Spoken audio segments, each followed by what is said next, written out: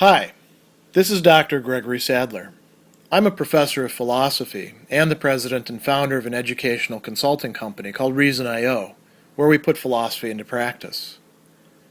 I've studied and taught philosophy for over 20 years, and I find that many people run into difficulties reading classic philosophical texts.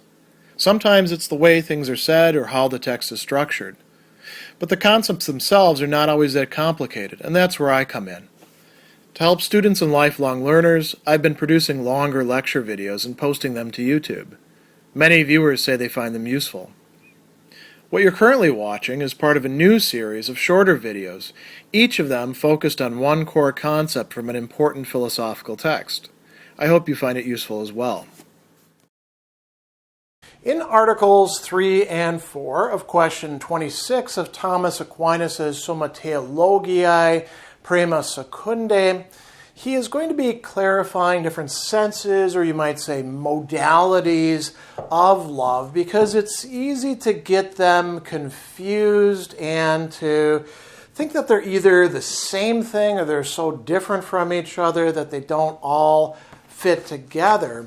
And so the first question or issue that's being raised in Article 3 is whether love, amor in Latin, is the same thing as dilection, which is just a transliteration of the Latin term dilectio. Very often used, by the way, not just as a noun, but also as a verb, dilegere, sometimes just as a synonym for love, sometimes connected with delectatio, a kind of pleasure.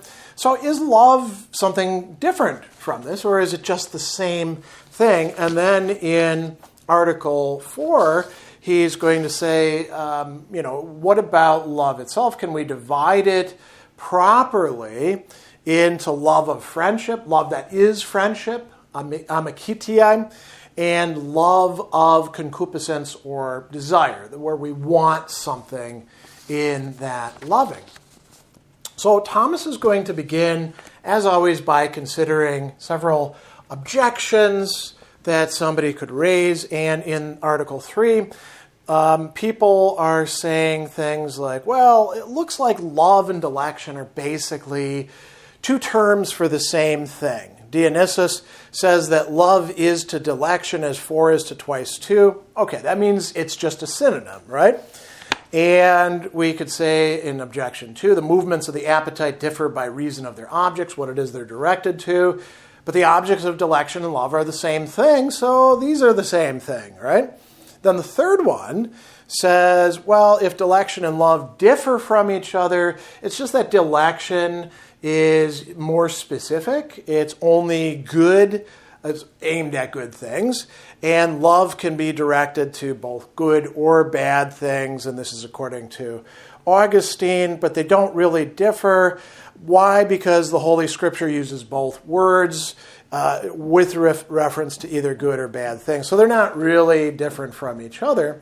And Thomas is going to go on and say, okay, we've got 4 different terms. And he's not saying these are all the words for love or our love vocabulary, but he says that we find, right, in Venetur, 4 words referring to, in a way, quodam modo, not necessarily always in exactly the same way or with complete specificity, but in a certain way to the same thing, the same orientation of a human person. So we've got love, amor, we've got dilection, dilectio, we've got charity, caritas, and then we have friendship, amicitia. Now we've got other love words as well, but he's not going to consider those here, and this is already quite enough.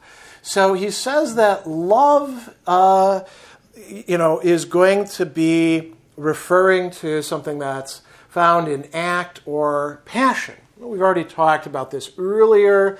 Is love a passion of the human soul? Yeah, sometimes. But sometimes it's an act, particularly when it's in the will.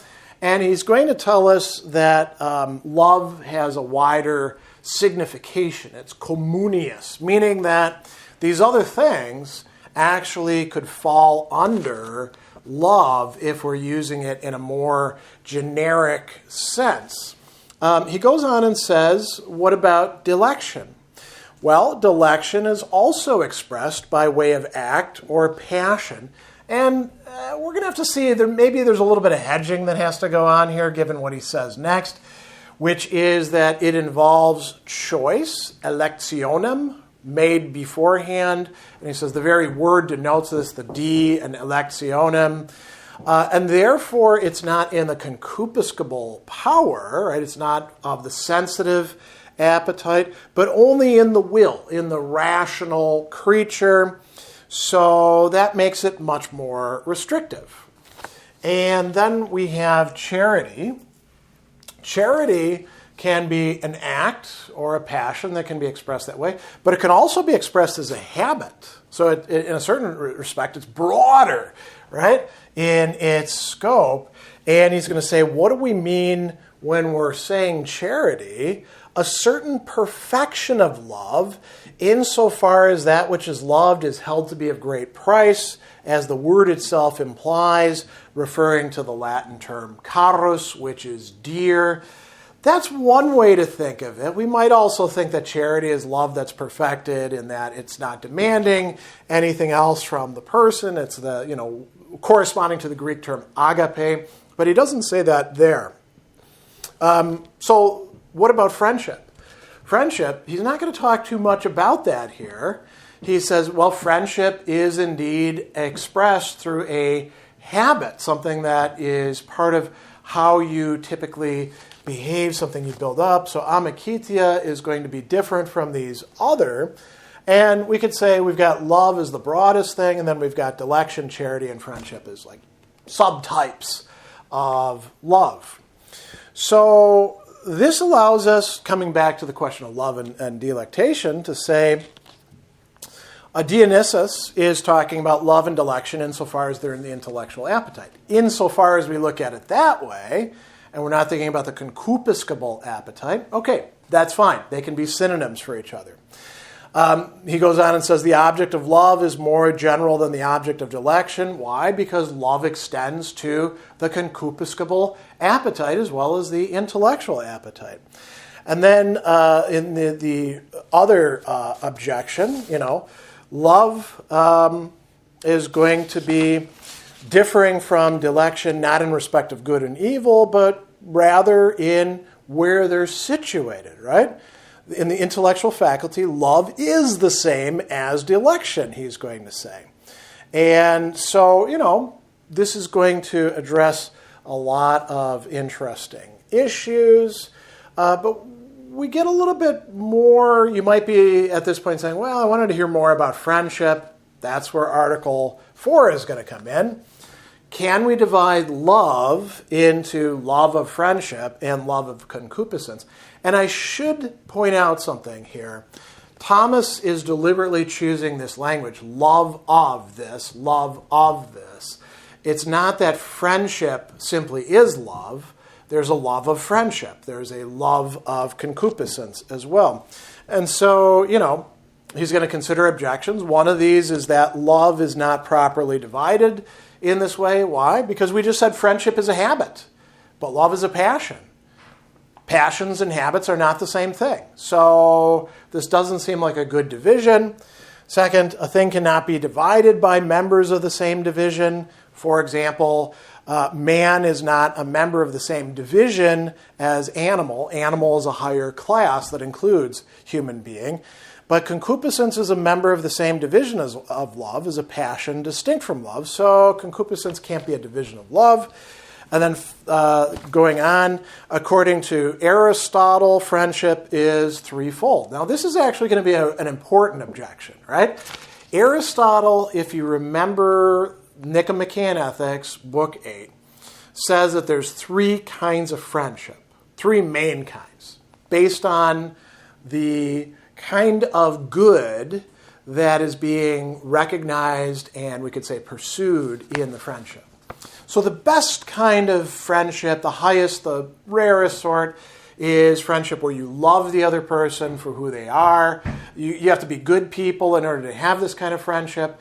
There's much more common but lower friendships, friendships of pleasure, where you're friends with a person not because you love them in and of themselves, but because you like the fact that, being with them for whatever reason gives you pleasure. And then there's even, lower friendship of usefulness or utility.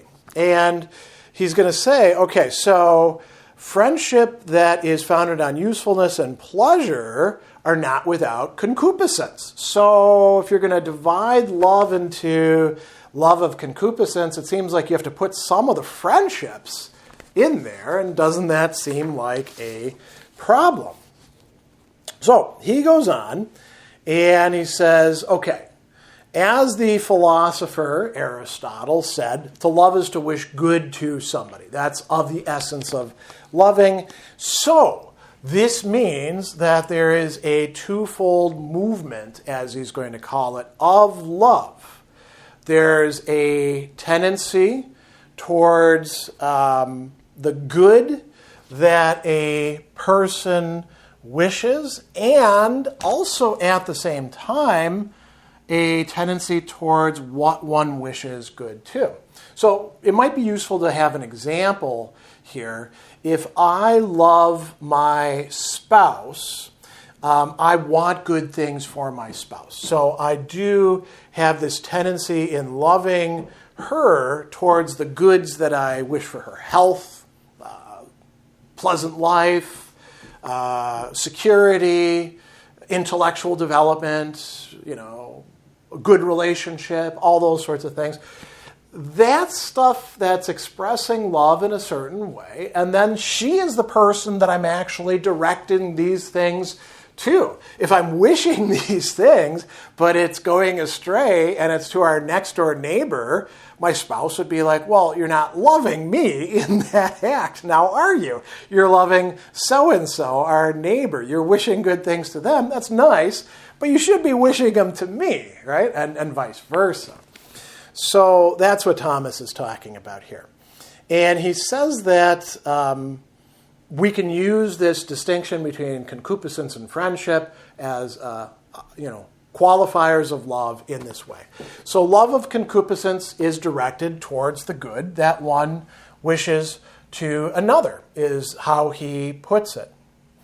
Love of friendship is directed more towards the person that you wish good to. And you could have both of these at the same time, of course. So we have love of concupiscence towards that good. We recognize it as a good thing, and we're like, yeah, I desire this. That's what concupiscence means. So he says the members of this division are related as primary and secondary. The love of friendship, what is loved with the love of friendship, is loved, as he says, simply, simpliciter in Latin, and for itself, or for themselves, per se, because this is going to be love for people, or maybe in an extended way for animal companions or something like that. Thomas doesn't worry about that, but that's what the love of friendship involves. You are loving the other simply and for themselves, not because you're getting something out of it that you desire yourself, which means that, like in, say, a spousal relationship, you want your spouse to accompany you to events. You want them to do the housework so you don't have to do it. You want them as a sexual partner. That wouldn't actually be love of friendship. That'd be love of concupiscence. If, on the other hand, you're like, well, through our sexual relationship, I can make them happy. That could be love of friendship, right? Or I'm going to do my share of the household chores and thereby make things better for them. Or you could even be like, well, you should do these household chores because you're really good at that and you enjoy it, and I'll actually get out of your way. That could be love of friendship. Love of concupiscence, you love someone or something not for its own sake, but for the sake of something else. Alteri in Latin, right? So he says that this is something relative. And the love with which a thing is loved, that it may have some good, is love simply. The love with which a thing is loved, that it can be another's good, is relative love. So this allows some clarification of the love of concupiscence and friendship as dividers for this category of love. Does it fit in neatly with dilection and charity? Not exactly. In a way, it's adding a further dimension to it that falls under amor as desire or concupiscence. Then he's going to go on, and so the objection 3 about the 3 types of friendship, he's going to address that. He says that when a friendship is based on usefulness or pleasure, you are wishing some good to your friend, but it's not for the sake of the friend. It's so that you get those things back that you want, the pleasure or the usefulness. So it maintains the character of friendship to some degree, but only to a degree. It's not genuine friendship in the full extent, right?